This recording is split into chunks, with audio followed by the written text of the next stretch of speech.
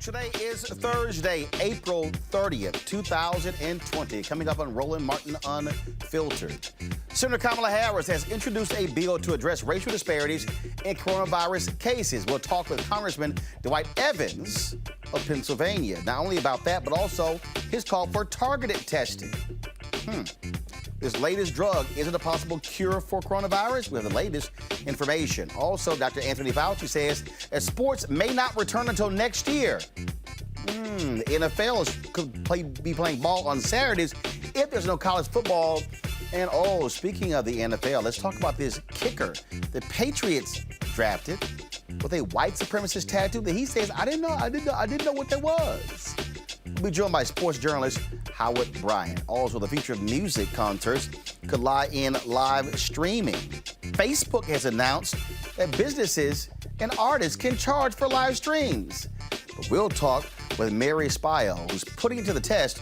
She's the creator of a virtual reality device, and she will be launching tomorrow the first virtual reality comedy show starring D.L. Hughley and Chris Spencer. Wait until we break it down for you. Howard University, folks, is getting a new hospital.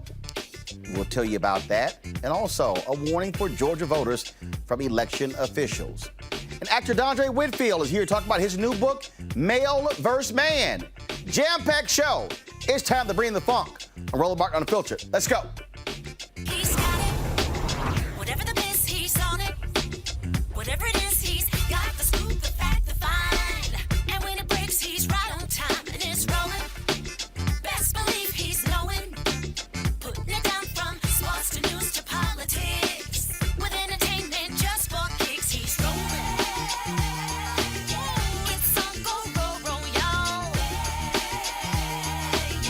It's Roland Martin, Rolling with Roland now.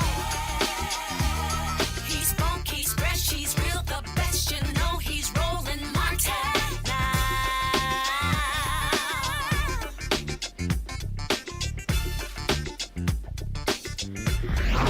Martin. As of today, 415 confirmed cases of coronavirus in the United States. Folks, tragically, 63,535 people have died. 150,000 are recovering. In his daily briefings, New York Governor Andrew Cuomo continues to update us with good news about hospitalizations, the net change, of course, and also intubations are down, but the number of lives taken are still too high. Today's another day to do better. It's another day to improve.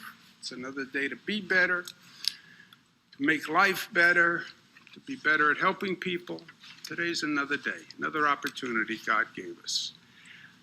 Hospitalizations are down. Good news. Net change in total hospitalizations down. Good news. Net change in intubations down. Good news.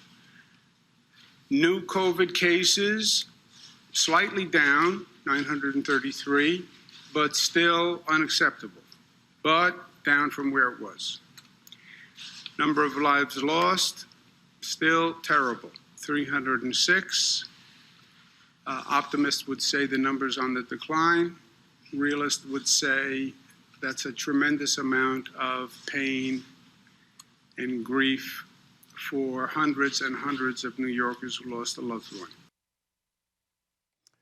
Folks, on Monday, Senator Kamala Harris of California will introduce a bill that will address the racial disparities plaguing our most vulnerable communities during this global pandemic. The bill will require the director, the Secretary of Health and Human Services, the Secretary, Alex Azar, to establish a team of healthcare experts and leaders in the communities to gather data and provide recommendations on the response of coronavirus in communities of color that have been, of course, impacted by this disease. Now, of course, that is a huge issue there, folks, but it's also being impacting us in terms of not only that, but also the drug. There's an antiviral drug that's been around for 10 years that is now showing promise in the treatment of COVID-19. Early data that was released Wednesday from a global study revealed that patients who were given this drug were less likely to die and recovered faster. However, there was another study released the same day in the British medical journal, The Lancet, which found no clinical benefits to this particular drug. Joining us right now is Dr. Tayson Bell, critical care and infectious disease specialist at the University of Virginia, which was part of the trial. details. Dr. Bell, so first of all, what is this drug that Dr. Fauci was addressing yesterday that people are saying is potentially promising? Sure. So thanks for having me on the show. So this drug is called remdesivir, and it's a drug that actually targets a part of the coronavirus that it uses to replicate itself. So the way the coronavirus works, it gets inside your own cells and then it hijacks your cell machinery to make other copies of itself. So this drug actually targets a crucial part of the virus that it uses to make copies of itself, and inhibiting that has shown that it has a clinical benefit. Now, you mentioned two of the things that we saw that were a benefit. So one was the time to recovery, meaning how long it took for you to get off of oxygen if you needed oxygen, or to leave the hospital or go back to your usual activity. That was decreased by 4 days. And that's a big deal for people who are suffering from coronavirus and the people treating them. And then there's a mortality benefit as well, too. That's decreased from about 12 to 8 days, or 12 to 8%. So it's a modest step, but it is a positive step. And to be honest, I feel like a lot of the news about the coronavirus is really negative, and I feel like we've been getting just hit time after time with bad news. But this is a significant positive step. Explain to folks, this is not a vaccine. No, it is not a vaccine. This is a therapy or a drug that's aimed to treat the coronavirus that makes your symptoms better and can improve mortality. All right. So, and of course, so the other day we had the doctor from Meharry Medical College. They're working on an antiviral drug. Again, totally different than we're talking about a vaccine as well. And so, how do we deal with what the British are saying, and then of course what Fauci said yesterday? To the Lancet article, is that what you're talking about? Yes. Right. So the main difference between these two trials were how many patients they were able to enroll. So the Lancet study was widely reported as a negative study, but that's kind of oversimplifying it. They actually had to stop their enrollment about half according to their target. They wanted to get a certain amount, but they couldn't enroll because the cases were actually going down in Wuhan at that point, which is a good thing, but they had to stop the trial. So they weren't able to achieve what we call in science statistical power. And the best way I can explain that is to give you an example of my daughter, who's 2 years old. A couple of weeks ago, I was drinking a cup of hot tea. She said she wanted some. And so I put some cool water in it to tone it down, and it was lukewarm. And then I gave her the cup of tea. She took a sip, and she said, "Daddy, it's hot." Well, because she's only seen those two temperatures, regular temperature and the lukewarm, she doesn't understand what lukewarm means. She can only tell that it's hot. But you and I, who are adults, we've drinking all sorts of different temperature of liquids, so we can actually tell what that difference in temperature is between hot and lukewarm. So because we have more samples, we're able to have a little bit better discretion in how we describe something. So this study that came out of China, because they weren't able to get enough samples, you weren't really able to tell the difference between what's lukewarm and hot. And the difference with the new trial that came out from the NIH is that we did get enough samples to be able to tell that this is an actual true difference. So, explain to us the coronavirus and how and people who are losing a sense of taste and smell. I mean, Right. how does that work? So this has been one of the fascinating things about the virus, and we kind of learn something new about it every single day. And there's thousands of articles that come out on a weekly basis about it.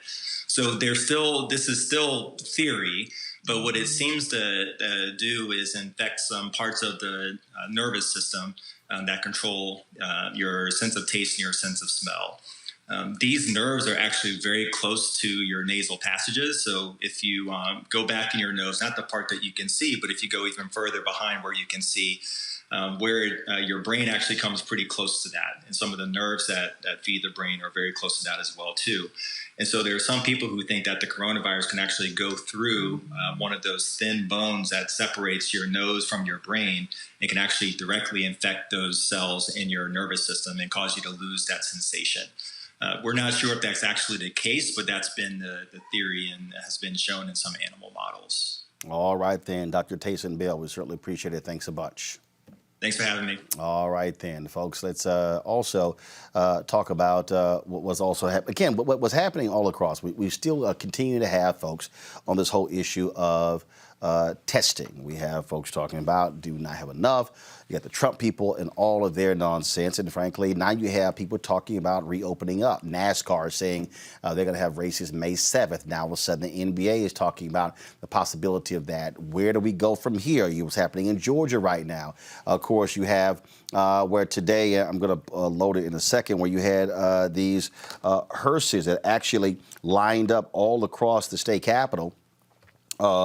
Trying to let the governor know that it is an absolutely bad idea for him to reopen the state. And so all of these things are different happen. Then, of course, let's just be real honest. You got these crazy white folks who are in Michigan storming capitals, sitting here in their with their guns and in their gear, because they are so angry and upset with the governor because because of her restrictions in the state. I mean, these people are truly losing their minds. And so, let's see, Henry, okay, I don't. All right, not sure why we can't see it, but let's get this fixed, folks, because I need to play this video. It's just absolutely crazy. Let me bring my panel right now. Dr. Greg Carr, Chair, Department of Afro-American Studies, Howard University. Erica Savage-Wilson, host, Savage Politics Podcast. Reese Colbert, Black Women's Views. Greg, I'm going to go with you. I mean, let's just cut to the chase. Let's see these militia folks, see these white folks in Michigan in their gear with their guns, trying to storm the floor.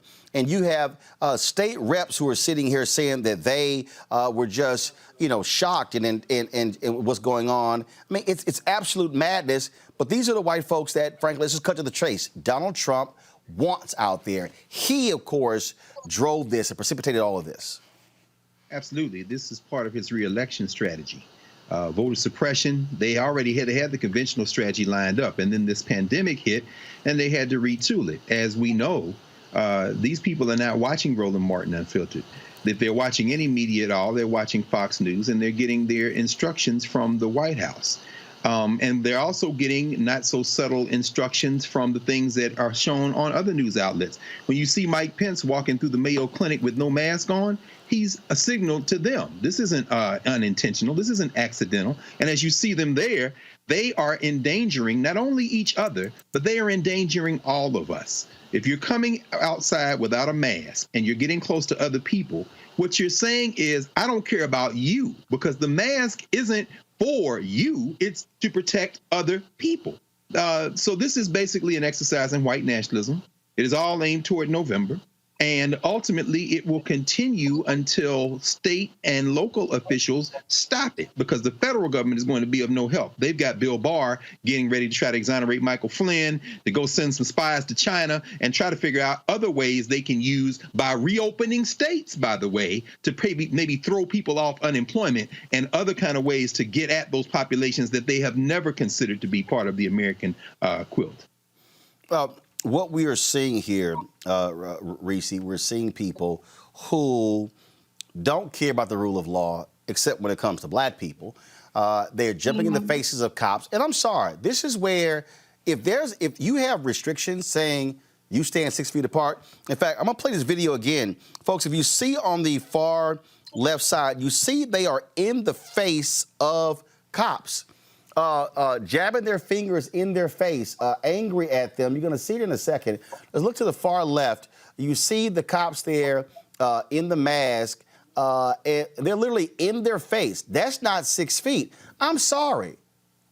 Slap some damn, let's just remember, in Ferguson, Brittany Packnett tweeted this. In Ferguson, they had phones, they had pads, they called them thugs. Yeah. What the hell is this? So-called patriots? No, these are white domestic thugs. Absolutely. And I think as Dr. Carr just stated, it's about white nationalism. You would think that for these police officers, their own personal safety, the fact that they are standing this close with people in front of them shouting, getting all kinds of respiratory droplets all in their face, you would think that self-preservation would kick in the same way it does when they feel so threatened by Black people peacefully protesting, and they would do something about this. The most strange thing about all of this is that this white privilege, this white nationalism doesn't give you any kind of immunity. These people are just as vulnerable and susceptible, and probably more so because they're in these large crowds with people who are undoubtedly infected, protesting safety. What they're protesting is safety, their own safety. We're not talking about safety for other foreigners or, they like to demonize the other. This is their own self-preservation, and yet their just desire I really don't understand it. It's a sickness, in my opinion, but they are jeopardizing people. And the most tragic thing to me is when I see them, I see people who are going to go to grocery stores and infect Black and brown people that they're going to infect essential workers, and they're not going to give a damn about it. Erica. Yeah, we're seeing a rush to the apartheid state. They have not cared, and this happening is really more of an illumination of what white privilege looks like. Listen, so states' rights being fully illuminated as well at this time, I think what is up to the rest of us to do is to fight like hell for our democracy, the little bit that we do have, because we see that this group that I'm going to call the other group, they've been highlighted all throughout the years about their vote for this current regime leader. They have had countless articles, countless think pieces, books, all of this media attention around everything that they do, not condemning it, not putting it in context as them being, them jeopardizing the nation as a whole, but really trying to understand who they are. They're white terrorists, point blank. They are fruit from the poisonous tree. And so we're seeing that at every level. We're seeing at the local level, we're seeing at the state level, and at the federal level, that this is going to continue to be allowed. So what we have to do is we have to then make sure that we are doing the things to ensure that our protections are in place long after this novel virus disappears. All right, I want to bring in right now, folks, Congressman Dwight Evans from Pennsylvania. He joins us at Roland Martin Unfiltered. Congressman, how you doing? Oh, good. How you doing, Roland? First and foremost, when you see what's happening there in Michigan, we've seen in Wisconsin and other places. I mean, these are the people who are part of the Tea Party. These are the people who say they love America, but they have these militias. They're brandishing their guns. Look, let's just cut to the chase. You know, if these were Black folks sitting there brandishing these guns, it'd be a whole hell of a different reaction in this country. I mean, it has to bother you that you have Donald Trump who incites these people and gets these people out there by saying liberate these states. Well, you're absolutely right, Roland. And it's the fact of the matter is why, as one member of the Congressional Black Caucus, we're very much determined to carry our message about safety, about health, about employment. And in terms of Black folks, under Karen Bass's leadership as chairperson of the Congressional Black Caucus, that's just what we'll be doing. We've been having all types of town meetings, all types of discussions, raising the consciousness. As you know, the Congressional Black Caucus is the conscience of the Congress. And in spite of this pandemic that we have, we are still fighting. Believe me, we're at it every single day, and we won't take anything for granted. For example, in terms of small business, we recognize that the first time it wasn't getting to the mom and pop, wasn't getting to the small businesses. So we went out and got changes done in terms of CDFIs, credit unions, minority deposit. We wanted to target. We got set aside. So, look, it's not easy, but we're not giving up. We know, we understand that we have to keep fighting at this every single day. And we recognize that we're in a struggle. We recognize that, and we know we're in a struggle. So all the things you've been describing, we understand it, we see it, and we're working at it. All 55 members are making that kind of commitment, no matter where they are across this country. Every member of the Congressional Black Caucus realized the challenge we're in. One of the things that we talked about to open the show, Senator Kamala Harris wants, in terms of how we look at this particular data, producing a bill as well. You also talked about targeted testing. Will we see that? Look, it's clear we're not going to get any real direction from Donald Trump. He wants to leave this up to the states. He doesn't want any responsibility whatsoever. And so are we going to see that in Pennsylvania? Are we going to see that in other states? Well, believe me, we're using all influences and leverage that we have. Here in Pennsylvania, the governor and the mayor of the city of Philadelphia, I've raised that issue with them because of the fact of the matter, the health disparities that we're seeing are not new. This is not new. The pandemic just shows it even more. So the reality of it is we're still fighting that. When the senator from California came out with that particular bill, she's fighting from the perspective, from a national perspective. I'm fighting from the perspective of a local level. We have to constantly raise it. And this is an issue that in the Congressional Black Caucus, Barbara Lee from California, we got $25 billion in terms of testing. Now, that wasn't in there, but the Congressional Black Caucus drove the issue about the need for testing. As you know, I've talked about universal testing. In Los Angeles, they came out today and talked about the option of testing for everyone. Los Angeles, a major city, one of the first cities that came out. Roland, I'm not telling you, because you've been around, it's going to take that kind of struggle, and we're going to have to hit it from every single level, from the Senator Harris in California, Barbara Lee in California, Karen Bass, matter of fact, Los Angeles, California, me here in Pennsylvania. That's the kind of struggle we're in. So this is not for the faint-hearted. This is not to be given up. And our people understand a protracted battle. And that's just what it is.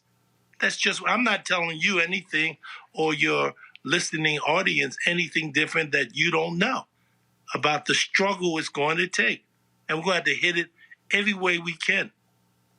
All right, then. Congressman Dwight Evans, we certainly appreciate it, sir. Thank you very much. Thank you. All right, then. We talk about, again, where we're moving with this. We'll go back to our panel here.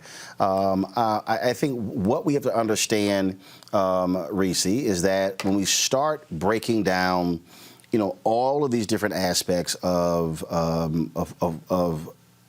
what happens next, our self-preservation has to happen. This is where you use your collective power. This is where you begin how you marshal resources. Yes, yesterday when I gave the whole breakdown, I was talking about what Diddy had to say in terms of, holding our vote hostage. But this, one of the things though that I think still has to happen, and this is where you begin to say, wait a minute, who's doing what, is really begin to do in our community, okay, what resources do we have? What organizations are doing what? Who's doing what in areas, so we know exactly who to turn to, and we also don't have duplication. So that is, who's doing testing? Okay, who's dealing with food? Who's dealing with rent? What's the legal stuff? In fact, I was Dr. Ebony Hilton and I were texting, and she'll be participating in this one discussion with the Lawyers Committee talking about can black folks sue? Things on those lines. I mean, this is where understanding our infrastructure matters. And what we don't need right now, all these ignorant people out there who are saying, well, the CBC not doing this. No, the CBC is doing exactly what they're supposed to do, fighting for stuff in the halls of Congress. Now it's, what's the CBC in Maryland? What's the CBC in Texas? What's the CBC in Mississippi? What's the CBC in Florida doing? That's sort of where we are. Absolutely. And I think that people just really need to go back and understand basic civics. We cannot get anything done in Congress without the House and the Senate, period. And that's where the CBC is incredibly critical. I saw a comment earlier I responded to it. People were saying, what's the CBC's agenda? What's the NAACP's agenda? What's this person's agenda? First of all, go to their Twitter, go to their social media, go sign up for a newsletter so you can get an email since you want all the information spoon-fed. So you also watch Roland Martin Unfiltered. And so there are so many things that are being done. The bills that are being introduced, like Senator Kamala Harris has introduced her task force. It's incredibly important because what that does is it allows more awareness on it, and it helps usher in these priorities. The CBC is on one accord between the Senate and the House, which is incredibly important, and they've got key concessions. Even if you don't get the specific bill passed, what happens is amendments get passed. What happens is your priorities get incorporated into the bills. And these CBC folks, as well as the local elected officials, have the ability to make private and public partnerships. They have the ability to form partnerships with different charitable organizations. And so we cannot understate the actual efforts that all of these folks are putting forth. We need to stop denigrating the people that are on the front lines because maybe you don't have the specific knowledge because you haven't sought it out. Greg. Yeah, no, I know. Reese is right on it, and it has to work together, as she said. Reading Senator Harris's bill, very important. I mean, First Nations are covered in there, Native Americans. There's a follow-up report that's going to be demanded if this legislation passes. And when I listened to Dwight Evans, you know, I was a 17-year resident of Philadelphia, so I'm kind of an adopted Philadelphian. I realized that he is reacting in part to local studies, like Dr. Bilal at Drexel, who said that you're 6 times more likely to have had a test for coronavirus if you live in a high-income neighborhood in Philly than you are if we're his district, for example, which incorporates West Oak Lane, coming up Germantown Avenue. The minister of one of the largest and most important churches in Philadelphia, Alfred Waller, tested positive for coronavirus. Did an interview with our friend and brother Bill Roden, just for the article in National Geographic. That's something that you certainly bang on the federal government to help with, but that really is something that's generated at the local level. One other thing I would say is I have a standing Wednesday class with Philadelphia Freedom Schools in this last 20 years. You've got high school students who are now surveying their communities and in direct conversation with members of the Philadelphia City Council saying, how do we intervene when it comes to everything from making sure people don't get evicted and get their water and electricity turned off? What you find is local politicians are responsive in local circumstances, and everybody is coordinating, but they're working at that level. Fortunately, Diddy doesn't have any juice, and I don't know who you think he can tell to vote, not to vote, but go on Instagram and make some more videos and stay out of business. Let these people struggle. The thing, Erica, that again, I think, and one of the reasons why we keep doing what we're doing, and let me just be real clear with this, okay? You can have all these people talking about reopening these states. I'm just trying to tell everybody, I need us to be mentally prepared to understand that this is going to be what we have to deal with for the next 7 months. Mm-hmm. This is going to be the reality through the end of the year. You're not going to have large events, okay? You're not going to, and we're going to need our nonprofits to begin to understand. You're not going to have galas. You're not going to have fundraisers. You're not going to have benefits. Now what do? We're going to have churches to understand that if you do come back, you're going to have some strict guidelines. I was reading just the other day, last night, South Korea, they are to the point now where they literally are telling churches no shouting or even singing because of droplets in the air. I'm like, now I don't know how that's going to work in a black church if you say no shouting and no singing. But again, this is the state that we're being in. And yes, folks have been impacted for the past 2 months. We've not got to be thinking about the next 7 months when it comes to rent, when it comes to food, when it comes to education, all across the board.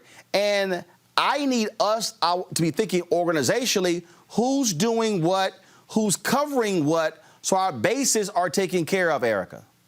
Absolutely. And I totally agree with Reese and Dr. Carr said and what you just said. So 2020 is our year of really understanding exactly what you said, Roland. It is not business as usual. I cannot tell you the number of phone calls I have hung up on because people are talking about planning trips for later in the year, still going about business as usual. It is the conditioning of the mind that must happen, especially for our community. And on the civics piece that Reese was talking about, when we look at the CBC members and what they do, Congresswoman Joyce Beatty was primary, but of course she won. When we look at the work that they're doing, I work in politics, so Zoom calls and meetings like all of us all day long. But I have to tell you that at least 50% of my video phone conferences have been the CB have been in with CBC. The CBC has been on it. If they don't have a teletown hall for every day of the week, it's for every other day of the week. All of the issues that you bring forward on this platform every day, 7 days a week, 24/7, they are also broken down and illuminated with experts as well, providing information, allowing the forum for questions and answers. That is the work that the CDC is doing. And so for anyone that would listen to someone who does not have any authority, because I would then say to Diddy, well, I would love for you to repeat what you said to a Congresswoman Maxine Waters. For anybody that is listening to somebody who is not giving their life to public service, who's working behind the scenes doing the very non-sexy work of passing legislation to ensure that some of the basic resources that we have continue, to then shut up and to take this opportunity to listen. But this is not business as usual. If you have to say cancel summer 2020, well, just say that. Think about all of the years and all of the time that we've had to celebrate. Now it is about what you said. It is time for us to do an assessment of the resources that we have within our states and our local government. And it is then time for us to be able to say, okay, how can I connect with that grassroots organization? Can I donate money? If I don't have money to donate, then can I phone bank? Is there a way that I can use my social media platform, no matter how many followers a person has, to provide good information that's coming through our Congress people, grassroots folks like Dr. Carr mentioned his ties to Pennsylvania, Philly, thinking about the Black Doctors Consortium. You're talking about a Black woman that touched her other Black doctor friends and said, hey, we have got to make sure our community of people are tested. And we have 1,200 Black folks that have been serviced in Pennsylvania. That is a volunteer service that they have been doing. So this is the kind of action, not lamenting over, oh, the summer. We have had plenty summers of fun. We have had a lot of distractions. It is time for us to be about the business of not only saving our democracy, but Black folks for saving ourselves. Because I said this last year in 2019, and I'm saying it again, this is the new era of civil rights. Get on board. All right, folks, in hopes of improved health care and address health disparities and inequalities in Washington, D.C., D.C. Mayor Muriel Bowser today announced a monumental agreement with Howard University. Through a $225 million tax abatement given by the city, Howard University, in partnership with Adventist Healthcare, will develop a new $450 million, 225-bed Level 1 trauma and academic teaching hospital on the existing campus, with plans to complete it by 2026. Here's today's announcement. We know the very important role that Howard's College of Medicine not only plays in our city, but in our entire nation. Howard University produces more African American doctors than any university in the country. And we know that by ensuring Howard's success, we have more healthcare professionals of color in our city and our nation, and we know how important it is for the trajectory of African American health to have culturally competent professionals and doctors in our city and throughout our country. So we want to thank Howard for all the work that they've done in preparing doctors to serve Washingtonians and Americans. We are also delighted that we could come to this agreement and ensure that for many years, Howard will be able to train the best of the best and the best and brightest to provide that kind of care. So here are some details of what we expect to see with Howard University and their partnership with Adventist Healthcare is that by 2026, Howard will rebuild a hospital on their campus that will be a Level 1 trauma center as they are now. Academic teaching hospital will be a 225-bed facility that's 600 square feet. And the current hospital would remain open until a new facility is constructed, and we expect that it will be about a $450 million project. The district is committing to $25 million in public infrastructure support and has committed housing a DC government agency at one of the planned new office buildings, in addition to a $225 million tax abatement that would cover part of the construction time for the hospital. The district is also committing $26.6 million over the next 6 years to support 5 centers of excellence at Howard University, and I dare say invest in how these centers of excellence can contribute to healthier outcomes for DC residents. These 5 areas include sickle cell, women's health, oral health, trauma and violence prevention, and substance use and co-occurring disorders. And so, like at the new hospital in Ward 8, these centers of excellence will provide care and services tailored to the specific communities of need. And like the new hospital in Ward 8, the new Howard University Hospital will play a critical role in helping us put an end to the disparities that we see played out with our response to COVID-19. Greg Carr, this is obviously important not only to Washington, D.C., to this HBCU, but it speaks again to the value of African Americans who understand and are involved with the health of Black people. So what's happening with Howard, what's happening with Meharry, what happens with Xavier in New Orleans, what happens with what North Carolina A&T is doing in other parts of the country. No, absolutely. In fact, a lot of moving parts here. George Washington, in partnership with United Medical Center, moves east of the river for the Ward 8 hospital. There's been a huge struggle over that. Howard at one time was involved in that conversation. And Howard stays west of the river in Northwest in a white-hot gentrifiers market. So this is a huge conversation because in part it reflects Howard University, and of course, kudos to the leadership, Dr. Frederick, all the folks involved, for threading a very tight needle. Because the Howard Hospital, which sits on what used to be Old Griffin Stadium, is in one of the most rapidly gentrifying parts of the District of Columbia, and developers have wanted that property for years. So for Howard to be able to not only hold on to that property, but to have the capital now and with the tax abatement and the infusion to construct a hospital and then perhaps even monetize that corner, but to retain ownership in a city that is rapidly becoming increasingly non-Black and brown, sends a signal that it can be done. But what you mentioned in terms of this network, Howard, Meharry, Morehouse School of Medicine, Xavier, this country, as the demographics shift, is going to have to rely more and more on medical professionals that look like that population.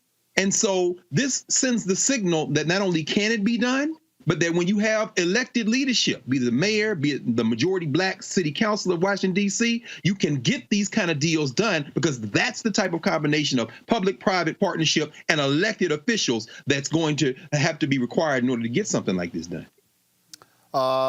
Reese, when we talk about, again, how our institutions matter, I mean, I was just talking about infrastructure. I was just talking about those different things. This is how you use your collective power. Howard University plays just as a critical role in Washington, D.C. as George Washington University, as Georgetown, as a University of the District of Columbia. And so if I'm in Houston, I'm saying the exact same thing about Texas Southern and the University of Houston.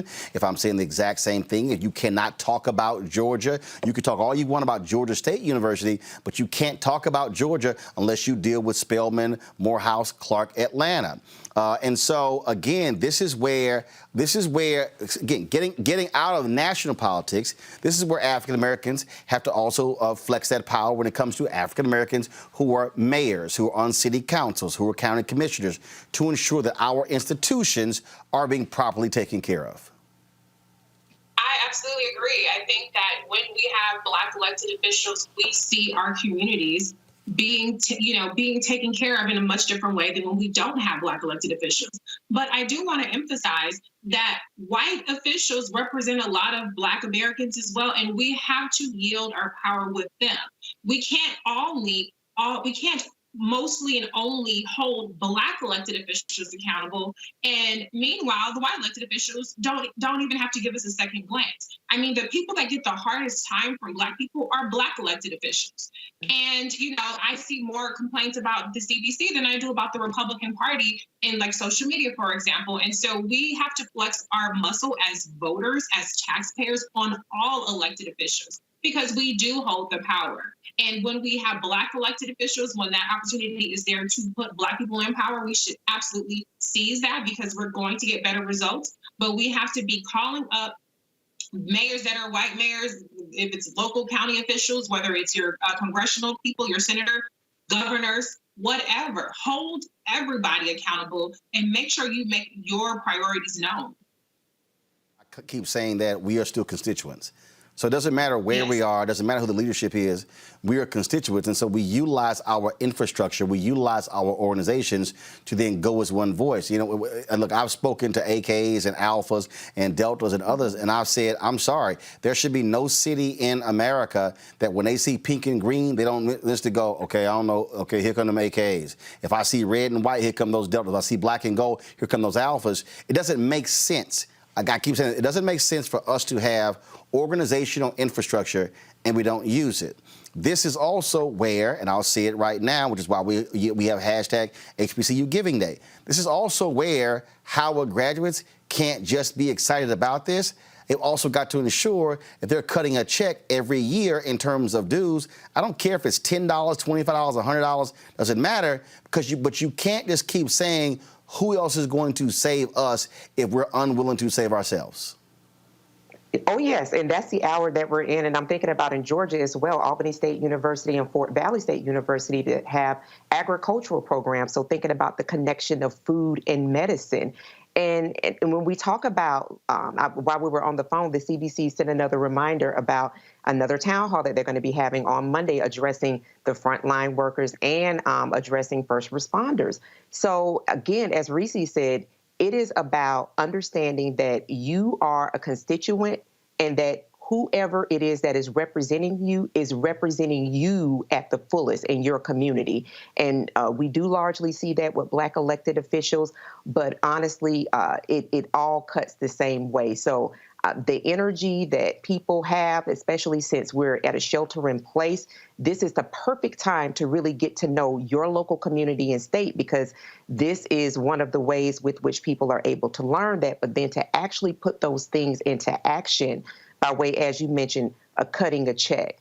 If you're not able to cut a check, then you should be able to lend your voice. But it's going to take us to get us to a place where we're actually seeing what we call freedom. All right, folks, going to go to break. We come back. New England Patriots, they draft a white supremacist, and he now goes, oh, I'm sorry, my bad. I didn't know that's what that tattoo was. We'll talk with journalist Howard Bryant to see if he's buying that. Also, folks, there's a sister. She's the creator of a virtual reality device. Now, folks, tomorrow, she is going to be leading the first ever virtual reality comedy showcase, and starring Chris Spencer and D.L. Hughley. We're going to talk about this amazing inventor also in the second half of the show. We'll talk with Dondre Whitfield about his new book dealing with the issue of manhood. You're watching Roland Martin Unfiltered. Back in a moment. You want to support Roland Martin Unfiltered? Be sure to join our Bring the Funk fan club. Every dollar that you give to us supports our daily digital show. There's only one daily digital show out here that keeps it black and keep it real as Roland Martin Unfiltered. Support the Roland Martin Unfiltered daily digital show by going to RolandMartinUnfiltered.com. Our goal is to get 20,000 of our fans contributing $50 each for the whole year. You can make this possible. RolandMartinUnfiltered.com. All right, so a lot of y'all are always asking me about some of the pocket squares that I wear. Now, Robert don't have one on. Now, I don't particularly like the white pocket squares. I don't like even the silk ones. And so I was reading GQ magazine a number of years ago, and I saw this guy who had this pocket square here, and it looks like a flower. This is called a shibori pocket square. This is how the Japanese manipulate the fabric to create this sort of flower effect. So I'm going to take it out and then place it in my hand so you see what it looks like. And I said, man, this is pretty cool. And so I tracked down, it took me a year to find a company that did it. And so they make these about 47 different colors. And so I love them because, again, as men, we don't have many accessories to wear, so we don't have many options.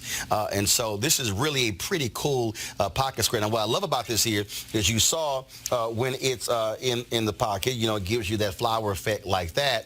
But if I wanted to also, unlike other, because if I flip it and turn it over, it actually gives me a different type of texture. And so therefore, it gives me a different look. So there you go. So if you actually want to get one of these Shibori pocket squares, we have them in 47 different colors. All you got to do is go to RolandSMartin.com/pocket squares. So it's RolandSMartin.com/pocket squares. All you got to do is go to my website, and you can actually get this. Now, for those of you who are members of our Bring the Funk fan club, there's a discount for you to get our pocket squares. That's why you also got to be a part of our Bring the Funk fan club. And so that's what we want you to do. And so it's pretty cool. So if you want to jazz your look up, you can do that. In addition, y'all see me with some of the feather pocket squares. My sister, who's a designer, she actually makes these. They're all custom made. So when you also go to the website, you can also order one of the customized feather pocket squares right there at RolandSMartin.com/pocket squares. So please do so. And of course, that goes to support the show. And again, if you're a Bring the Funk fan club member, you get a discount. This is why you should join the fan club. All right, folks, if you're drafted to the NFL, it should be a great day. But New England Patriots kicker Justin Rohrwasser has had a hell of a problem for the last week. Of course, he's received a lot of criticism for a tattoo he got when he was 18 years old. The tattoo on his left forearm resembles the logo of a far right-wing militia group, the 3 Percenters. Rohrwasser said that he had a different understanding of the tattoo's meaning until recently, when someone on social media linked the tattoo with the 2017 Unite the Right rally in Charlottesville, Virginia. Now, he initially told reporters that he would have the tattoo covered up, but recently decided that he will get it removed. Of course, this is being talked about back and forth from a lot of different people. And of course, Jason Whitlock came to his defense by saying people like Jamel Hill, Bomani Jones, and others don't know what they're talking about by calling this group racist. Listen to this. Well, at the end of the day, as someone that prides myself on being a journalist, what's happening to this kid is unfair. It's the role of the media not to be unfair to individuals. Again, there's no proof that this particular group, the 3 Percenters, who none of us had heard of until this controversy, or most of us, 99.9%, had never heard of. There's no proof the organization's racist. The group is pro-guns and pro-limited government. That's been pretty clear. And so for Jamel Hill, Bomani Jones, or anybody else who has no other credibility, no other traction other than unfairly tarnishing people with charges of racism, yeah, maybe they won't let it go, but it should end. And I do think the conversation and the remarks from his teammates, I do think they are valid. When people besmirch your character in any way, you call in character witnesses, and the words of people that actually have played with this young man is more valid than Jamel Hill on a Twitter feed or Bomani Jones firing off an irresponsible column on The Undefeated. The words of the people that actually have interacted with him, because trust me on this, okay, if they ever ask me about some of my Ball State teammates. I got enough of Jason Whitlock. All right, let's bring in sports journalist Howard Bryant. All right, Howard, look, you've covered sports. You've covered Boston sports very well. Just your take on this whole deal. First, that he says, Jason, that he thought that, this Justin Rohrwasser, he thought that this was a military symbol when he first got it. Then later said, oh, I didn't know what that was. Just what do you make of all of this? Well, first of all, I'm throwing a 15-yard flag on you, Roland, for throwing Jason Whitlock on this at all in the first place. That's 15 yards at least. Well, well, first of all, you always got to show buffoonery anytime you can. We do have a segment called Crazy Ass White People, and so I might as well have one called Crazy Ass Black People. But go ahead. No, my original feeling is that I think that when you're looking at him as a character, as a person, you're responsible for your own actions. And I think that what does it say about you if you're putting things in your body if you don't know what they mean? And what does it say about the vetting process of the NFL where you can go and you can ask all kinds of questions about the personal lives of these athletes, especially the black athletes. You're going to talk about Des Bryant's mother, and you're going to talk about these different athletes whose parents, family members have drug issues, but you're not going to comment on this. Essentially, what you're talking about is it's a free pass that these guys have because they're not paying attention. And you don't even need to extrapolate much further than that in terms of what the priorities are. And, I was surprised. I wasn't really surprised by the number of people who sort of fell over backwards to protect or defend him. I just look at it this way. How many people put things in their body that are permanent and they have no idea what they mean? Right. And look, first of all, I don't have a tattoo, never gonna have a tattoo. You ain't got to brand my ass. I know exactly who I am, and I can remember my name. But the reality is that, and then, of course, when Whitlock spouts off, well, no one ever heard of this group. Well, first of all, the Southern Poverty Law Center characterizes nearly 600 extremist groups. And so it's not like you're walking around and you're memorizing all 600 extremist groups.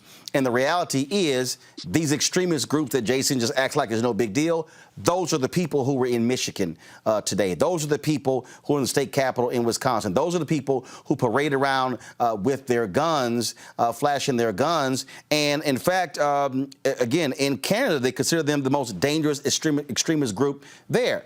To your point, the NFL, it's amazing how they will go deep into your family. Talking about drugs and your associates. Look at Bill O'Brien questioning who DeAndre Hopkins has around, trying to bring up Aaron Hernandez. And so, yeah, this is going to get dealt with. And when the public sees it, they're going to say, hey, what's that on your arm?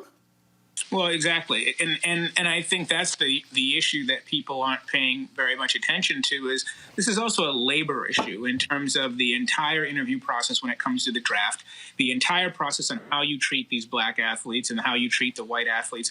And also, I mean, let's face it, if you're looking at the NFL, and, you and I have been having this conversation for years anyway, just the level of subtle and not very subtle anti-blackness in the sport. Let's not forget Riley Cooper with the Philadelphia Eagles. Let's not forget the anti-Kaepernick sentiments. Let's not forget what's happening here with the Patriots. I mean, there is absolutely a pattern with what takes place in that locker room and who gets scrutinized and who doesn't get scrutinized. And it's something that needs to be looked at much, much more on the part of the journalists covering these teams, simply because at the very least, you've got a double standard in terms of the evaluation process. And look, first of all, let me go ahead and say this here. I mean, I don't have to defend him. He can defend himself. But frankly, Jason was idiotic because what Bomani said in his column was very simple, that more questions should be asked.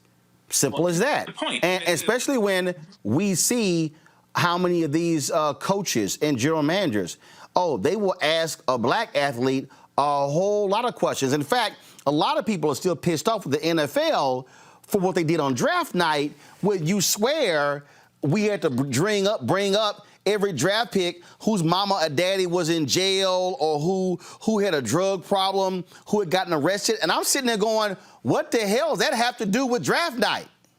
That's right. And if it's that much of an issue, if you're going to sort of create storylines, and because what they're doing is that they're furthering the same NFL as savior, debtor in jail sort of golden ticket narrative that they like to push, that that race in the United States is essentially a lottery, and that if you make it big, if you've got the talent to be in the NFL, you can put the class past that you may have behind you. And so that puts the NFL in this positive light of being the savior, when it really is just completely offensive. What it really is why are you in my family's business in the first place? And if it's that big an issue for you, if you're going to try to create an issue, then why are you drafting me in the first place? It's insulting to the families, and instead what they're doing is they're using it as part of the NFL and the sports storyline, especially when it comes to black athletes in general. If it weren't for us, you'd be in jail, or you'd be dead, or have some drug problem. And there's a line here that I love that Bomani said. He said, but guys like Rohrwasser rarely have to answer for themselves. And when they do, they get patted on the back like he's mentioned someone named Burton, a black reporter, did by telling his audience he didn't think Rohrwasser was a racist and telling viewers to give the kid a chance. Okay, so let me sort of unpack this, because, see, this is part of the problem that people have. First of all, I don't see anywhere in here in this article, Jason, I think you're dead wrong, where Bomani called the kid a racist. It's not in the article. But here's the problem with this whole deal. Whenever we have these discussions, they're framed in racist, not racist. If he does have a tattoo of a group that's an anti-government militia group, you damn right you should be asking those questions, because these are the same people who went after Colin Kaepernick for wearing socks. Well, and also for wearing a Fidel Castro shirt. So why does he get to be questioned, but this kid can't be questioned about that 3%er tattoo, which is a hell of a lot different than wearing a T-shirt? Well, let's also go one step beyond this as well. As much as we may want to frame this in a Kaepernick versus Kaepernick sort of question in terms of treatment versus treatment of others, let's also look at it from a standpoint even outside of race. And that is where things get to be problematic, because people just stop listening the minute they hear a race. You have a player in the NFL who is affiliated with or who is supporting an organization that essentially supports antagonism, if not overthrow, of the federal government. Right? I mean, so you're looking at the Bundys and the Wacos and all of these types of people and all the militia stuff that you've got up there in Idaho and all of this. Is this what you want represented? And can you imagine if you had an African-American player who was even marginally, if somebody walked in on draft day with a T-shirt of the Black Panthers or of Bobby Seale or something, it would be disqualifying for that player. That player would be ostracized and attacked, and it would be a national story. And so even if you take the racial elements away, look at the characteristics, or look at the positions of this organization that he has a tattoo of, and he's affiliated with them. And you can take the black people out of it, and he needs to answer for that himself. And it does speak to, again, in terms of how these things are viewed. And the bottom line is this here, whether folks will own it or not, and that is, when you're African American, there's a much greater scrutiny.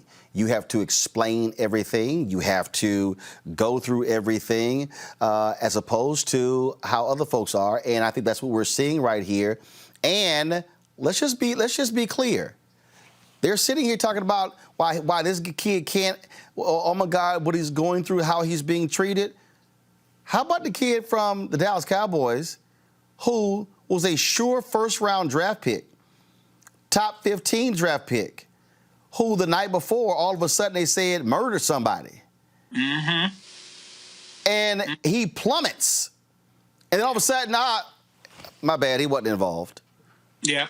Well, and that's the other point, because what is taking place here? The framework of all of this is that if you're black in this game, you need to be grateful that we're bringing you into this sport. You are immediately at a disadvantageous position. You're not simply an employee. You're not simply a player, but you're somebody that we're saving. You're somebody that needs to be grateful, because what do they always say about playing in the NFL is a privilege?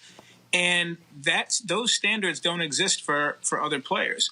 And that is the pressure. That is that sort of level of anti-blackness that I'm talking about when you go into the NFL and basketball as well, and baseball to a lesser extent, but especially football. That mindset is, we're doing you a favor for being here. Otherwise, you can go back to the hood, which is the reason why they feel so, these coaches feel so emboldened to be so brazen in their questioning. And as we saw on draft night as well, you could see the racial components of this dynamic, where you look at all of these executives, they're virtually all white. We already know the owners are virtually all white. And this is how they treat the black workforce. And essentially they gave a pass to a white kicker. Let's talk about that. I want to bring my panel in as well. So let's put Howard in the 4-box with them. And that is Howard. Speak to this, and then I'm going to go to the panel. There are a lot of black folks, there are a lot of black coaches and others who were pissed off on draft night, because you saw the isolation, and what you saw is white after white after white after white after white coach or owner or top exec, and they could not add a little color in the back. Not this time. Not this dynamic. No, and I think this is the thing. After we saw in the Super Bowl, when you saw the Chiefs win the Super Bowl and Eric Bieniemy not get any offers and not get elevated as he would have had he been a white coordinator, is that everybody is starting to see what everybody in the game knows. They're not hiding it. They're letting you know what this dynamic is. And once again, we talk about having power. We talk about players having power or coaches having power, and you realize that they don't really have that much because you are in this sort of bullseye where they don't have to hire you. And so you can talk about all the Rooney rules as you want. You can talk about diversity and inclusion and all of these different things. But the bottom line is watching that dynamic on draft night, looking at those demographics, they're telling you exactly what this game is. It's white owners, white coaches, black player. And the bottom line, Greg, I think back, as we talk about the tattoo, but also this. Remember when Cam Newton got signed drafted by the Carolina Panthers? Their owner, the first thing he told him, tell me you don't have any tattoos. Mm-hmm. It's one of the first things he told him. And when you saw that, I mean, people need to understand, when you see NFL owners who are Trump supporters, who are Republican donors, I was talking to one person who, I won't the person who told me, but this person, a very rich African-American, had this Obama shirt, and this person said, they wanted this person to go into the suite of Daniel Snyder, and they said, you're going to wear that? Because he doesn't like Obama. And this person said, I'm not taking my damn shirt off for him. They said, I can go to another suite. That's what you're dealing with here. And so when you see these white male politics, that's the NFL, Greg. That's real. Sure it is. And, you know, one of the things I really respect about you, Brother Brian, is that in the tradition of a Ralph Wiley or my brother Bill Roden or Jamel Hill or Bomani Jones, because you are writing about sports, there are sports writers who will shy away from the political issue. But what you did in this book right here, Full Dissident, that end where you start talking about us being renters in this country, yeah. When I look at that boy's arm, I get the white supremacist symbol of the 3%ers, but I also get the white supremacist symbol of the liberty or death and the American flag. Well, that is funny. That's the help other us point. understand how all of those operate in a field of violence that are signaling this is a white man's country. And all of those symbols mean the same thing in that young man's mind. Brother. Well, that's right. And that was the thing that got me, and Bomani and I were talking about this. I said it wasn't just the 3%ers tattoo. It was the other two around it. The rest that we could see also that made it very, very clear what his position is and where he's getting this type of the types of attitudes. It's not an isolated incident. And I think Bo made a really good point, too, when he and I were on the phone about this, where he had said he was also allowed to have that tattoo. And are you honestly going to tell me that nobody questioned it when they saw it? No one said a word about it? We all know what we're talking about here. And I think that this is this period, Roland, that we're in, right? That we're in, that they are making it very clear who this country belongs to. And they're not hiding it. That's one of the things about Full Dissidents that always, that and the book before that, The Heritage, but especially with Full Dissidents, I tell people all the time that the work that we're doing right now, it's not Watergate. We're not digging up all kinds of sealed documents. It's not the Pentagon Papers. They're not hiding it. They're telling us directly in our faces how they feel about us and who this country belongs to. Erica, when we start, first of all, Erica, you got a question for Howard. I do. So having not read your book, but certainly going to be picking that up very soon, but did read William Roden's The $40 Million Slave, and thinking about in that context, what is it, and you mentioned that, really where the power structure does lie. So to a new crop, a new generation, excuse the word crop, but for a new generation of athletes, what do you think should be the permeating message as they consider moving forward, perhaps in their sports career, be it football, baseball, basketball? Well, it depends. That depends on whose camp you fall in. Do you fall in Carmelo Anthony's camp, or do you fall in my man David Ortiz's camp, and I'll tell you what I mean by that. I remember when David Ortiz was with the Red Sox, and he and I were talking, and we were talking about how, from a black standpoint, obviously we know the numbers in baseball are so low. You're down to 7%. There are 68%. There are 68 African Americans in the entire game of Major League Baseball on the field, and the Latinos in the game are looking at 25 to 35%. And so you've got this huge number, but you don't have any Latino managers. You've got a couple. You've got, you've got Davey Martinez, my boy Davey, over with the Nationals, and you don't have that many against the percentage of the Latino players in the game. And David said to me point blank, that's why I tell all these young guys, get as much money as you can and get your black ass out of the game. That's David's camp. You're not going to get any opportunities. That what's going to happen in this sport. And in some ways, it's the way the Michael Jordan looked at things, which is you're not going to get a real seat at the table.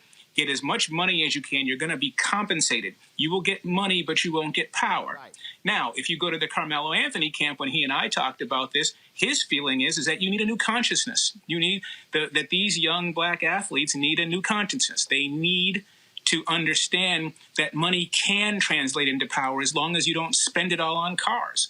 Use what you have and one day create. His feeling is that if the will is there, one day it's possible for these players to begin to make these connections with the really powerful people and to have an owner, a player-based ownership, to have maybe a rival league that's player-owned, something like that. Carmelo looks at it very, very differently. So on the one hand, you have some players like David Ortiz, like Papi and those guys who say, look, we're not going to get anything, but you are going to get money, spend it, save it wisely, and then move on to your second act. On the other hand, you've got Carmelo who says, if you play this properly, there's a role here for you that nobody sees, but you've got to be willing to take the risk to do it. Reese. Yeah, my comment was more so about how the NFL bent over backwards to prove to white America that the NFL is patriotic, to try to counter Colin Kaepernick's message of protest, and yet they seem to have no sense of duty or responsibility to prove to Black America that they do not agree with white supremacy, that they don't want to take any action to a person they aren't remotely invested in. This person was a draft pick, and it's just simple for them to say, you know what, he has too much baggage, let's move on to somebody else. Why? Yeah. What do you think that message? What should we do? I mean, I know people don't have the appetite for boycott NFL again, or the NFL might not even have any sports for a while. But as consumers, when are we as Black people going to harness our power and say, you need to prove to us that you are not disregarding our consumer power? Well, I don't think that there's a third way. I think that what people understand is money. I think what owners understand is money. And I think that as long as you look at the Black spending power on merchandise, maybe not nearly as much on tickets, but certainly when it comes to merchandise and it comes to the NFL package and it comes to all the different ancillary revenue streams that the NFL gets from the Black community, you have to be willing to make a choice to cut that off. I mean, when we talk about boycott, I always go back, you don't want to go back that far into history, obviously, but it is still very instructive that you can't have protest and you can't have boycotts and you can't have you can't make a financial stand without taking a risk. That the Montgomery bus boycott lasted a year. They were willing to make that sacrifice through the winter, through the summer. They were willing. What are you willing to risk? Are you ready to say, you know what? The only language you understand is me turning off my TV and me not buying that Lamar Jackson jersey, and that this is the language that they have to understand, and this is what I'm willing to do. If you're not willing to do that, it's very, very difficult to get anybody to listen, because at the end of the day, you gave them your money. Again, folks, what we're dealing with here is an understanding of sports and power. And so I'm going to have Howard back. Every Thursday we have, of course, we're going to have a new segment. Well, not new. I talk about it all the time. It'd be Roland's Book Club. We're going to have that every Thursday. And so we're going to come back. We're going to have another day. We're going to talk about your book in specifically and some other stuff I definitely want to cover. But Howard Bryant, I appreciate it, man. Thanks a lot. Ben, my pleasure. I'll call you. All right, sir. We'll do it. All right, folks. We talk about technology, and what we do is every Wednesday we have our Black Tech segment. But our next guest couldn't do it yesterday, so we pushed the conversation to today. And it is one that is quite interesting. So we've been talking about, again, all of these creators and how the different things are happening. So, for instance, today, guess what Facebook decided? Yeah, I tried to tell y'all this was going to happen. So Facebook announces today that they're going to create a way for businesses and artists to now start charging for live streams. Didn't I tell y'all that? See, for all y'all people out there who were mad at me with the Versus deal saying, no, Timberland and Swiss said, this for the culture, it should be free. I kept telling y'all, it ain't free for Instagram and Facebook. So now all of a sudden, they're doing this. So you got to ask yourself, why is Facebook all of a sudden allowing content creators to charge for live streams as well as businesses to charge for live streams? Because they're seeing what's coming. They're seeing that people are tired, content creators are tired of being raped by these companies. These companies are taking the content, they're making the money, and the creators should just be happy because they've got followers. No. My next guest understands that that's not the case. Mary Espaillo, she is the founder and CEO of Seek. Many of you may have seen some of the commercials where she has been featured because she is the creator of her own virtual reality device. She is doing something now, folks, that's first of all, that is amazing. And so, Mary, glad to have you in Roland Martin Unfiltered. Thank you. Thank you. Very excited to be here. So first and foremost, just give people an understanding of you, your background, and just how did you get into this whole tech thing? How, I got into tech is actually quite interesting. But my background engineering. So I started out as a deep space scientist. Building launching satellites, and then I was working for the Boeing company, and there I came up with several technologies for distributing content over satellite. So first I built the satellites and then came up with different applications that could use the satellite.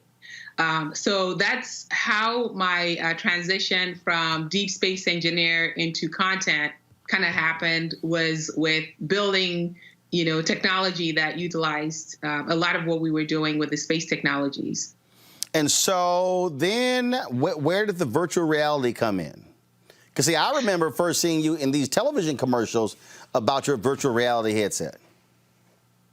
The virtual reality came in because, I'm a huge 3D fan. And I always knew that the next evolution of content was going to be where you could actually be inside of, the movie, be inside of the music video, or, the news, or whatever content you were consuming, be inside of it. So the first time I experienced virtual reality, a consumer version of it, I knew immediately that we had turned the corner with media, that we had gone from Web 1.0, which was just, text and pictures, to Web 2.0 with video, and that now we were going into this 3D web, which is Web 3.0.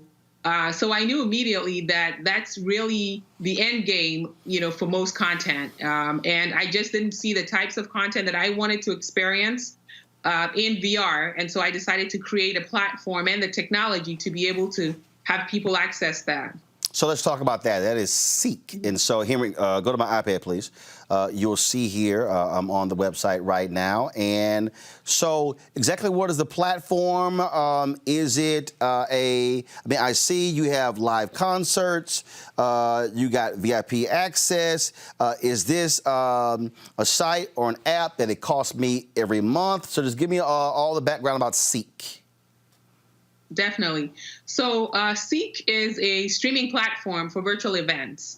So everything from concerts to being in a classroom, The thing that's unique about Seek is the fact that you can consume the content directly, on the website, like you saw, whether it's through a live stream or directly, through the 2D content. But you can also put on your VR headset and be able to be inside of a theater, look to the left and right and see other people, or be in a complete 360 experience where you get to be inside of the content. And that's what makes us unique, is the fact that you can consume content in a variety of ways. So tomorrow, there was supposed to be this comedy concert with Deal Hughley, Chris Mitchell, and others. Y'all will push it to May 15th. So what is that experience is going to be like? So take me through it. So with the VR headset, would I be in it and actually seeing them perform? For the May 15th, we'll have the live stream on the website. So it still creates that communal experience of being able to interact with other people while watching the comedy show. And then you'll also be able to go inside of the theater and see them. So you can be, and what the VR does for you also is it gives you a really magnified experience. So you will see them bigger than life. So you're going to be able to experience them bigger than life inside of a fully immersive environment, as if you're there. Wow. Now, in addition to this, you've also created, because I tried it, so explain these headphones where the sound literally travels from this side of your brain to the other side of your brain. So I created a 360 headphone, and the reason for the headphone initially was for virtual reality, because when you're in a VR environment, you need to be able to hear sound all around you, behind you, above you, below you, which is not something that regular headphones do. And the result of the headphone is the fact that it has the most dynamic range in terms of how the sound is able to be created, so it sounds as if you're exactly there. So it's almost like a virtual reality headphone, and it just happens to have really deep bass because of the types of music that I like, and also the types of sound that I wanted to reproduce that I didn't find anything in the marketplace that did that. So the headphone creates sound as if you're actually there. So the engineer in you said, okay, I'm not finding a pair of headphones that forget Bose, forget Beats. They're not meeting what I want, so I'm just creating my own. Yes, and it wasn't meeting the needs of the industry as well. It wasn't meeting the needs of VR. Because the thing with being inside of virtual reality, if, for example, I'm in a movie theater in VR, and the sound is coming from behind me, but with regular headphones, I can only hear it to the left and the right, it creates this audiovisual incoherence, and so your brain says there's something wrong. So there is a real need to use the 360 headphones to create the best experience in VR. All right. So, Greg, I'm going to go to you first. Your question for this native of Ghana. Yes. Your folks are Wakanda. Only tree I know is Wahotis, eh? I think it's Thank you. I'm fine. Oh, yeah. So, yes, boy. So I'm looking at the site, and actually, talk about African genius. I heard Roland mention classes, and I'm looking at this Sankofit team. So if I got my headphones on and I click Sankofit team, what am I going to experience? I'm also fascinated by these virtual reality spaces where you can de-stress and kind of experience waterfalls and forests. Could you talk about some of the range of offerings you have? Yeah, absolutely. So with the Sankofit that you mentioned, which is a really cultural way to stay in shape, especially while we're in social isolation. It's a fitness routine that we captured in 360. So it allows you the ability to really see the moves and learn, as well as enjoy and have fun in a virtual environment. We have sports also. We've captured, for example, a whole sports camp that's coming, where kids will be able to attend the sports camp. We have interviews and documentaries. So it's a wide range of content that you're able to experience in VR and also inside of these immersive environments that, no matter where you are, it makes it feel, bigger than life. Thank you.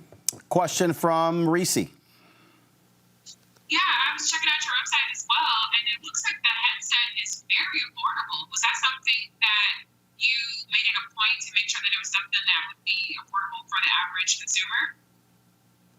Absolutely. So when you look at our headset, I focused on the mobile consumer because I knew that that's where everything would be.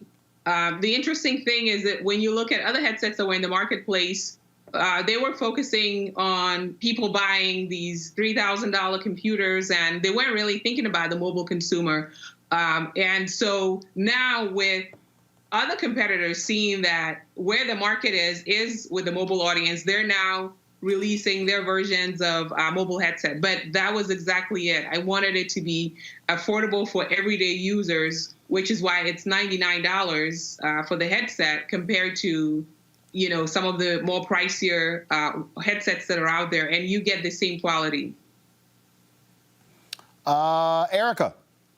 Yeah, only on Roland Martin Unfiltered would we have a Black deep space engineer. So thank you so much for being here, Mary. So just wanted to know, has anyone from the faith community, or have you had any outreach from them, especially as communities look at different ways to worship, to reach out to perhaps use your technology in that space as well?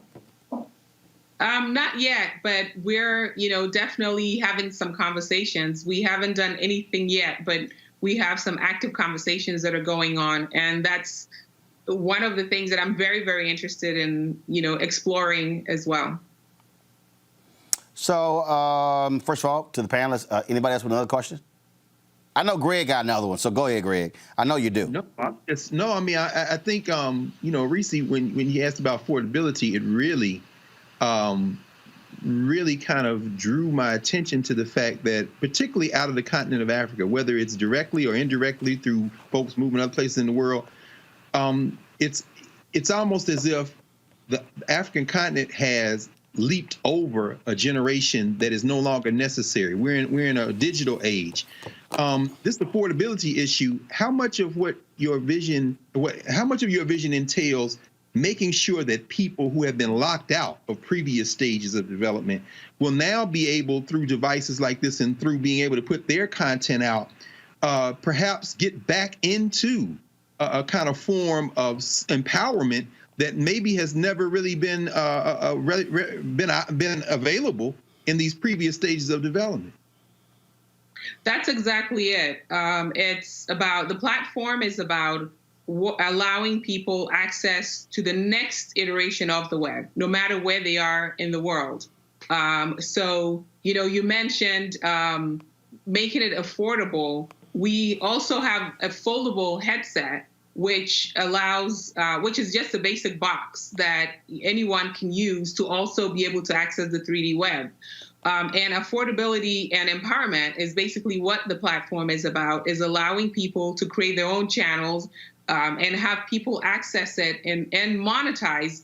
We are an artist-first, performer-first platform. So whether you're doing conferences or a faith-based organization or a performer, you're able to use the platform in a way that you get paid for, and not, where it's only for likes or for views and you don't benefit, and the platform is the only one that benefits. Yes, thank you. So just a couple more questions. So moving forward with Seek, do you want to stay focused just in the entertainment space, or are you seeing this in the same way as YouTube, as OTT? Are you only going to be web-based, or are you going to have it where it's possible, where we can see this through Apple TV, Roku, Fire Stick, those platforms? Absolutely. So we're already, one of the things about us is we're already available through all different means. So we have the mobile app, which is available on Apple as well as the Play Store, Google Play Store. We also have the Smart TV app. So you're able to access us in a variety of ways. And then with the content, as well as not just entertainment, we've done a lot in the healthcare space. We've done stuff in the educational space. And this is truly the future of education, and particularly of healthcare training, and a whole lot more. All right, so the app, so if folks right now, they can go to the App Store, Google Play and Apple, and download Seek, C-E-E-K, or they can go to seek.com, as well as Roku, Apple TV, and those as well. We're not on Roku yet, Okay. but we are in the process of getting on all the smart TVs as well. But right now, they can definitely go to Seek.com, which is CEEK.com, not S-C-E-K, CEEK.com, and be able to access the app in a variety of ways. And so the next event, as I said, is the Comedy Showcase. So just real quick, tell us about that. What is that going to look like, feel like? So the Comedy Showcase, the idea of it is we've partnered with D.L. Hughley and Friends, Chris Spencer, Ryan Davis, Bodacious, and additional comedians that will do a full stand-up, just as you would expect, in a club, as a virtual comedy club. So it will be a full performance, except it's going to be in a virtual space. And we invite, fans and everyone to connect with them through the comedy show. And it's a series that we're starting, and we are looking to continue. We have a lot of content that's coming in that space as well. So it's going to be live. So how does that work? How does that work? So they'll be at home. How does it work? So part of it will be live streamed. We have a streaming kit that we send out to everyone. It's like a 007 kit, but we send these streaming kits out to all the comedians. A 007 kit? The rest of it is magic that happens through the technology. Hold on, Mary, you said a 007 kit? Yes, it looks like, it literally looks like,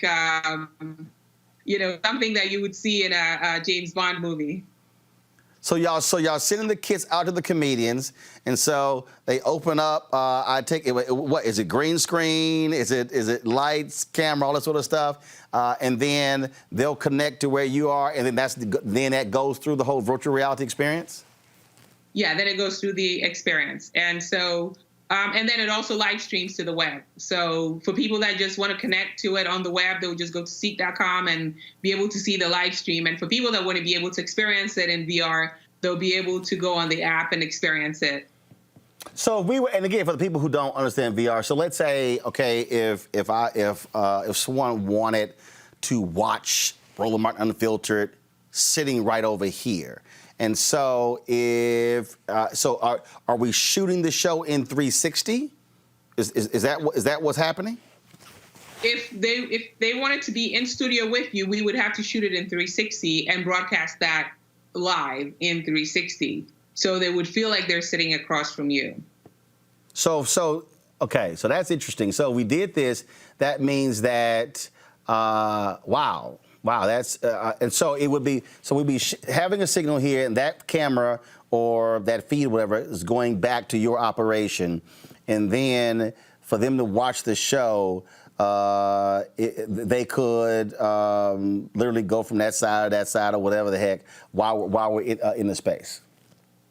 Yes, if we shot it in 360 for the live stream that's coming. And for some of our content is shot in 2D, and some of it is shot in 360. Got it. Okay. Mm-hmm. All right, then. Well, Mary, look, we're looking forward to this. This is great. People are really commenting on our Facebook page, our YouTube channel, and Periscope as well. So I think they're certainly looking forward to the experience. And I think Greg, our frat, Sherman Wright, plays him at Texas A&M.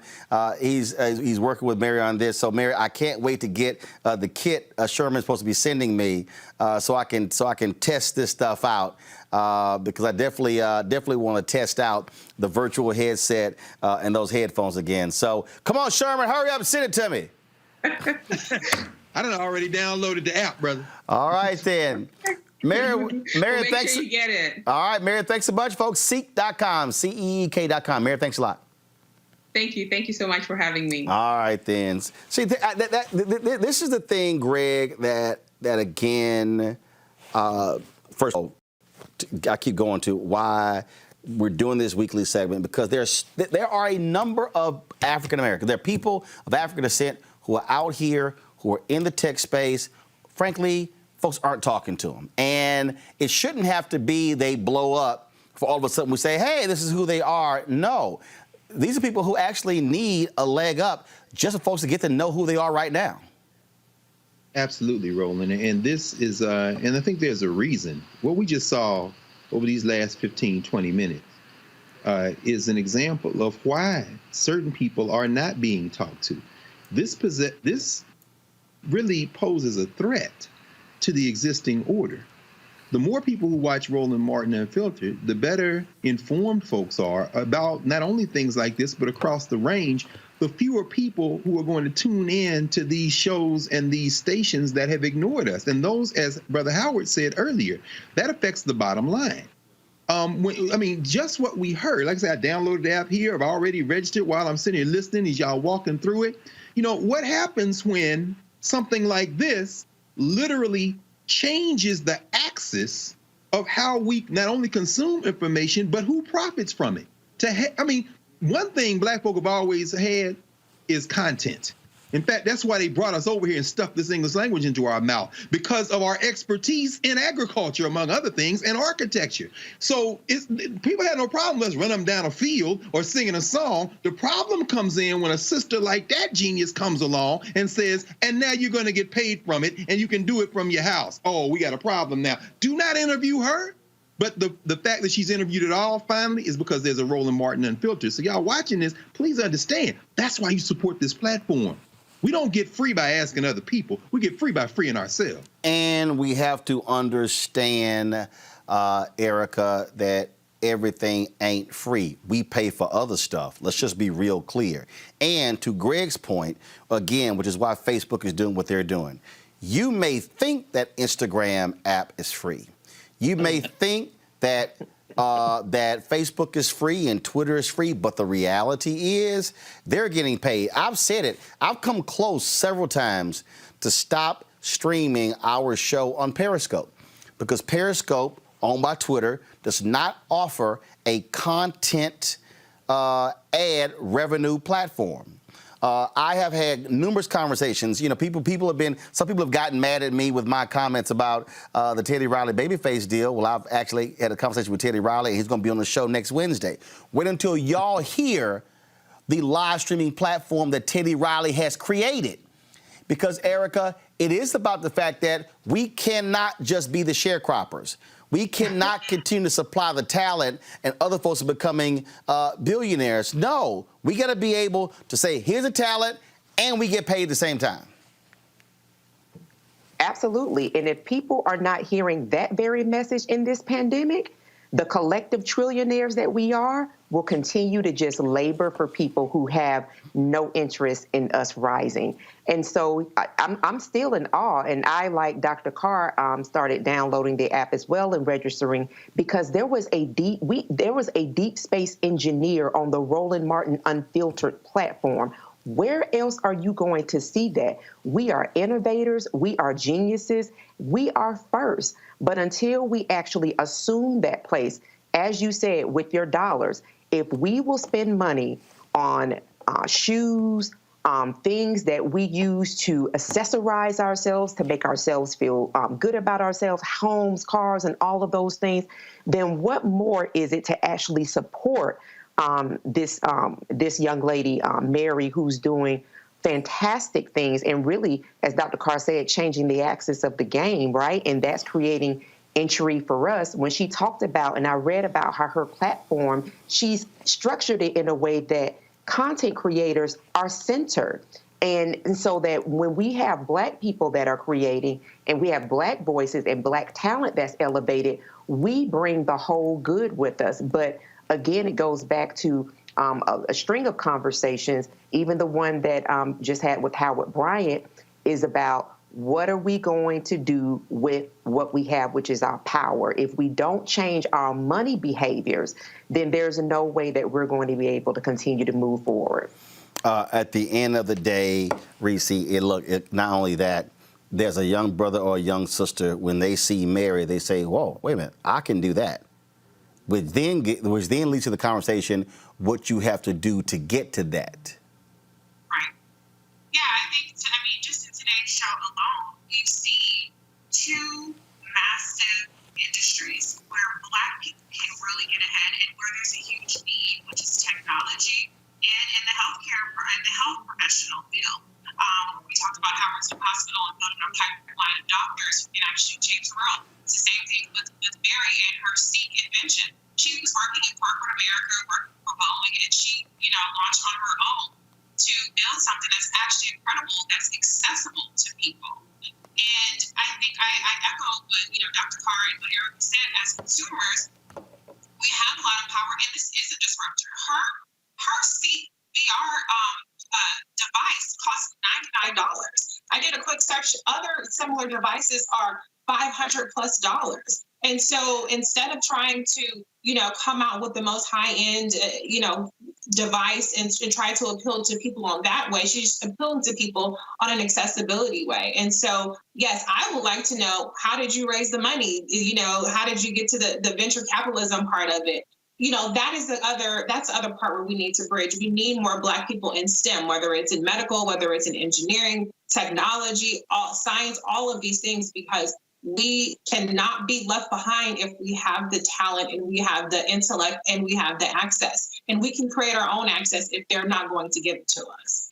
All right, folks, before I go to my next guest, sad news. Al Edwards, longtime state official out of Houston, has died. He was age 83 years old. He was the force behind making Juneteenth to be a statewide holiday in Texas, the first state to make Juneteenth a statewide holiday. Passed away. He'd been sick for a number of years.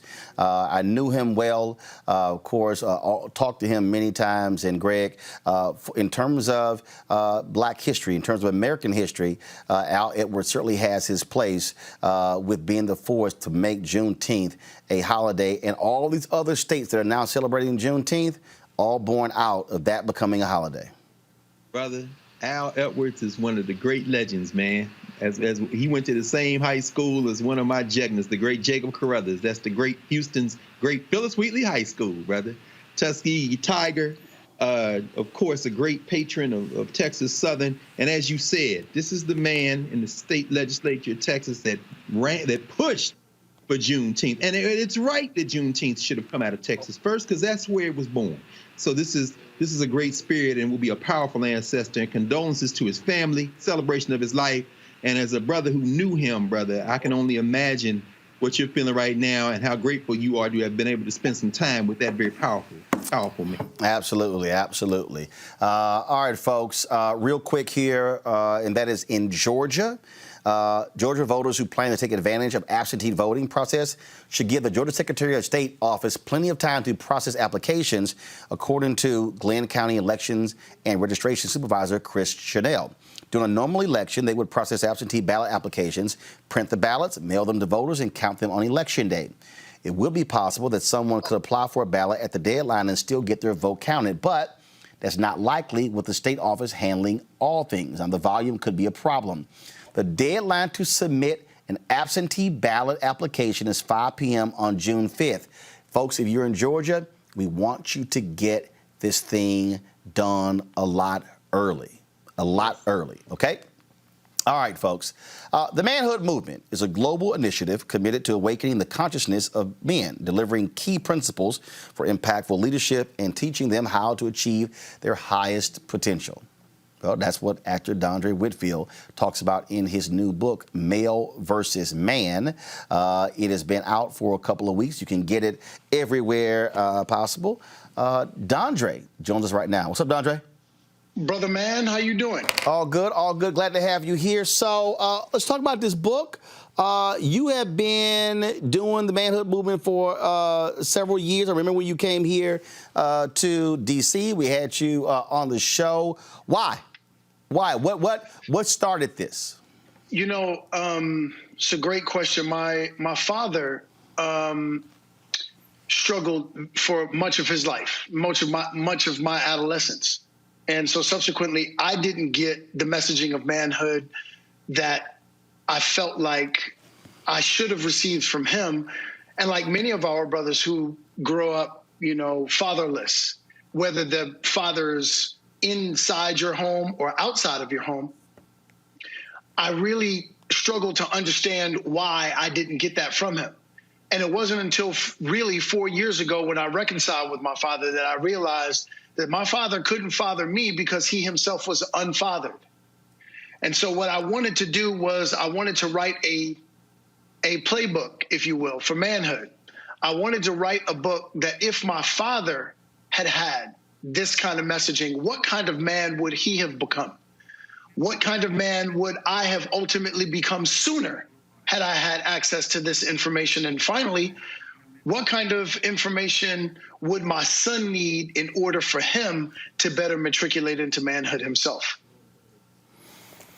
It's interesting you talk about that. The writer, historian Nelson George recently wrote a piece talking about his dad and not being present.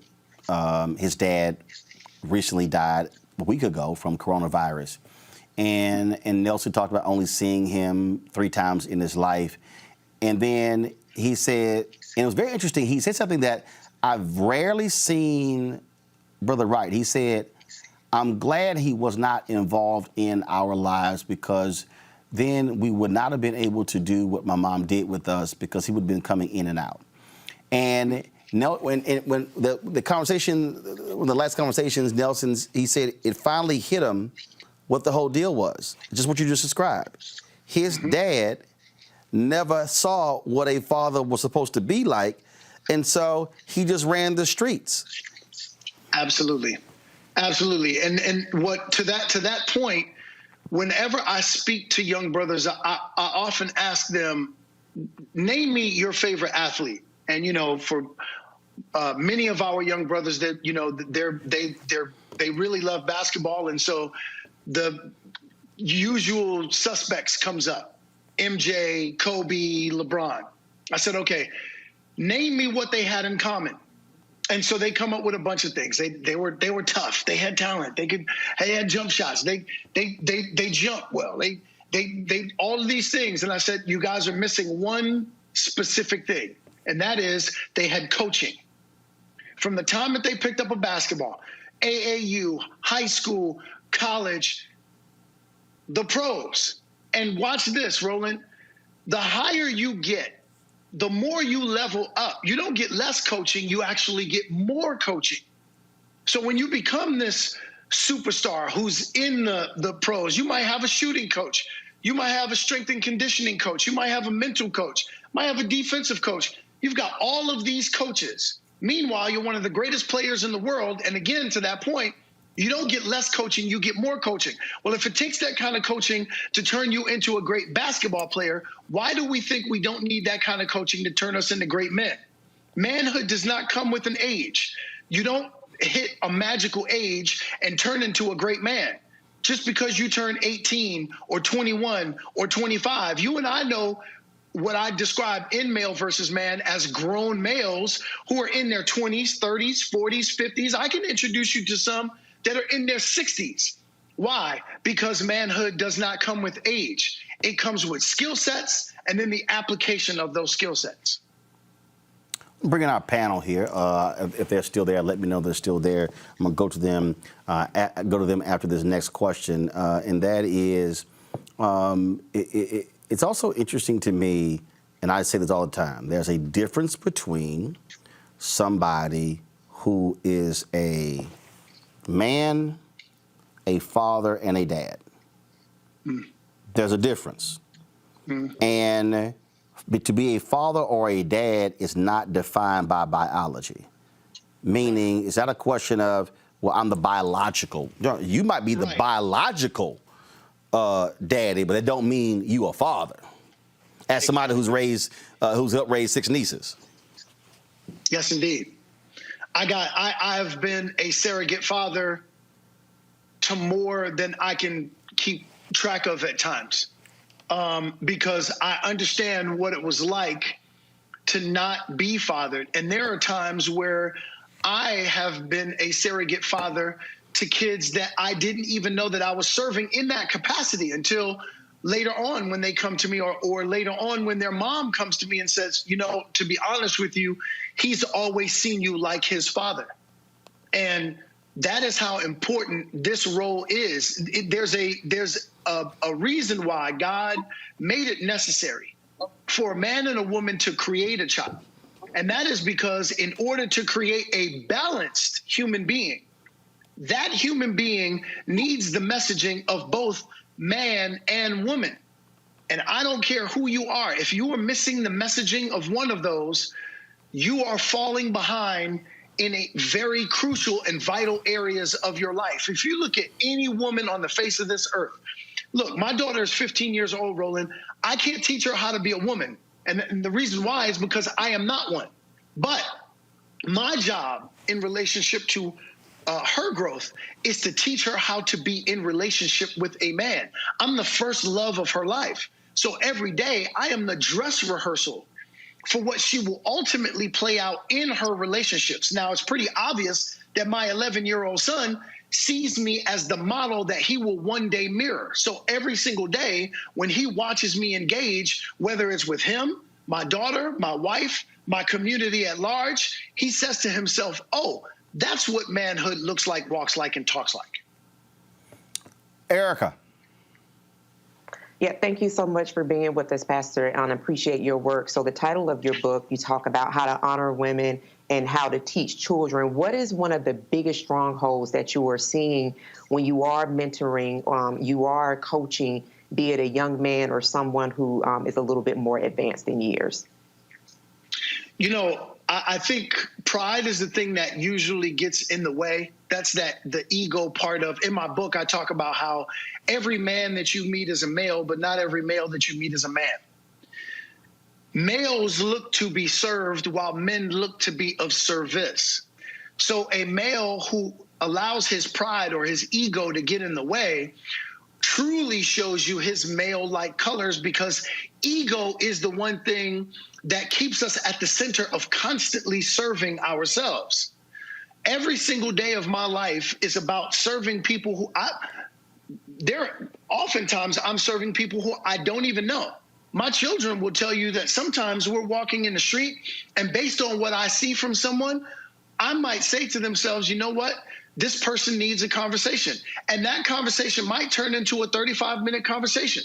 Not because I'm holding them hostage, but simply because I'm asking key questions, and they finally had an opportunity to have a conversation with someone about an area that they may be lacking in. And I will be honest with you, when we serve in that capacity, when we have a conversation that's full of empathy, where people have an opportunity to engage in a way that they've never had an opportunity to engage, like when you're missing your father and you don't have safe conversations with your father. My son is 11 years old. Every single day I have a conversation with my son, I cry for the 11-year-old me, because I never had safe conversations with a man in that capacity, where I was able to be my less than best self, where I was able to make mistakes, but I was able to get messaging that allowed me to come to my better self. So when I engage these brothers who are 20 and 30 and 40 years old, their ego is telling them, I don't need manhood messaging because I am a man. And that's because they're subscribing to the theories of society, which means if I've got great pecs, that makes me a man. If I make over $100,000, that makes me a man. If I've bedded 10 women in this last week, that makes me a man. If I've been the biological father of 5 or 6 children, that makes me a man, when actually that speaks to your masculinity. That may speak to your sexuality, but it certainly doesn't speak to your manhood. Greg? Thank you, Roland, and thank you, Brother DeAndre. Thank you, Greg. Oh no, brother. I mean, often we have these conversations that I always tell my students. In some ways, I think civilization is a conversation between women, and men are always trying to have a conversation with their father. So this is very familiar. Yes. But, yes. The way you open your book, brother, with the loss of your brother Amon is, I don't think there are any mistakes. In ancient Egyptian language, in the hieroglyphs, Medu Neter, Amun literally means the unseen one, the hidden one. It is the force out of which everything emerges. And so reading that made me think, and of course you go on to talk about the role of spirituality, made me really think that this book really for you is really a spiritual journey as well. How important is spirituality in developing our ability to be human and not just the product of our biology, brother?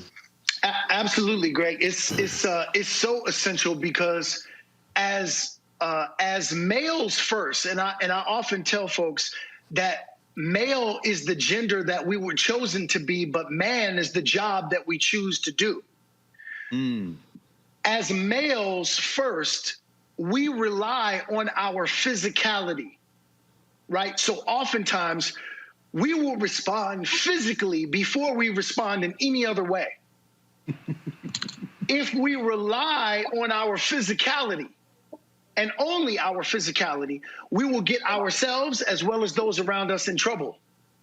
Spirituality is a crucially important component of our walk as men, because without it, now watch this, if I didn't have my spirituality, and for me in general, and I'm not saying that this is right for anyone, I'm not selling anyone religion in this book. I'm not even selling them God. But for me, I am a godly man.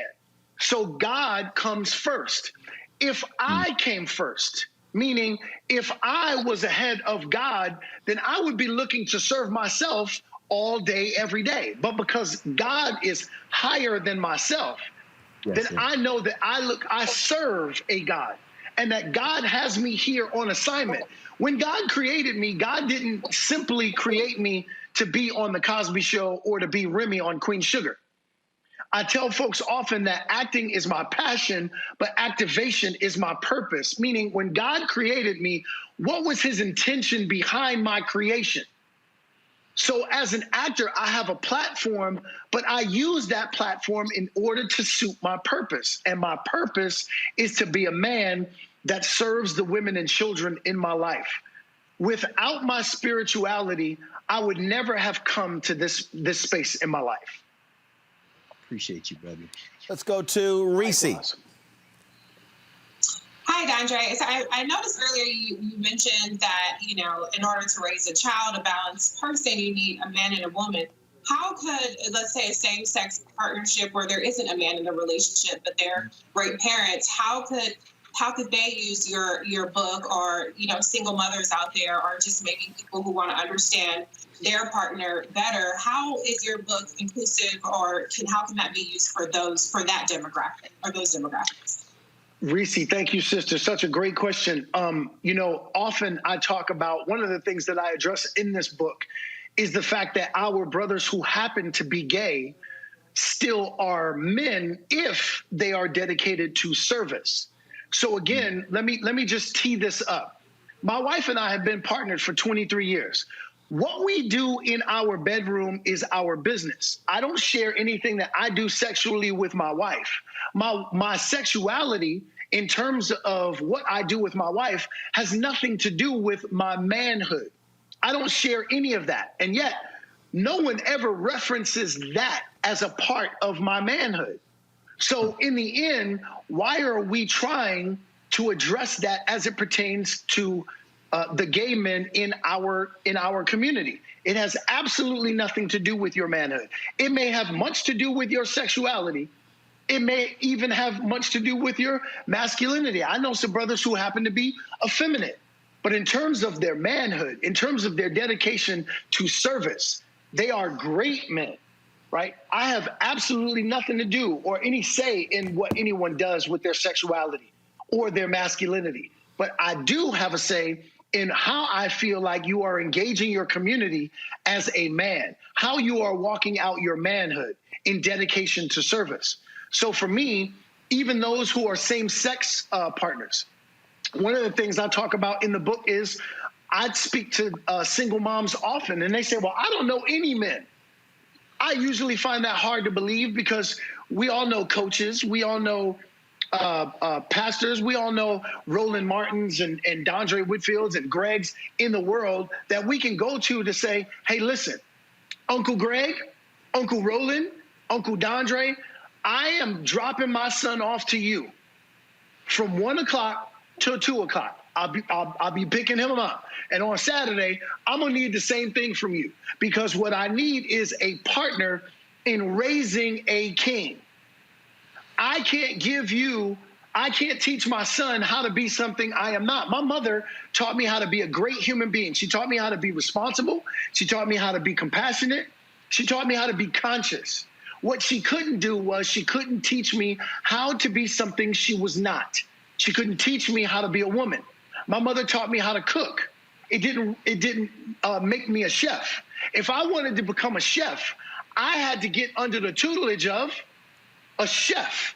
When a young brother wants to come into manhood, he has to get under the tutelage of a man in order for him to truly understand what his assignment is on this earth and how to better walk it out. So with our same-sex partners who are looking for manhood messaging and they don't have any in their purview, this book is going to give them the playbook that they are going to need in order to better raise a son. So I came across this this post today. I saw it on Twitter. It's gotten a lot of different comments on Instagram, and it's quite interesting. And I think it's also timely for our conversation today, Dondre. And so I'm going to show this. So this is the photo. This brother, CJ_ISKING.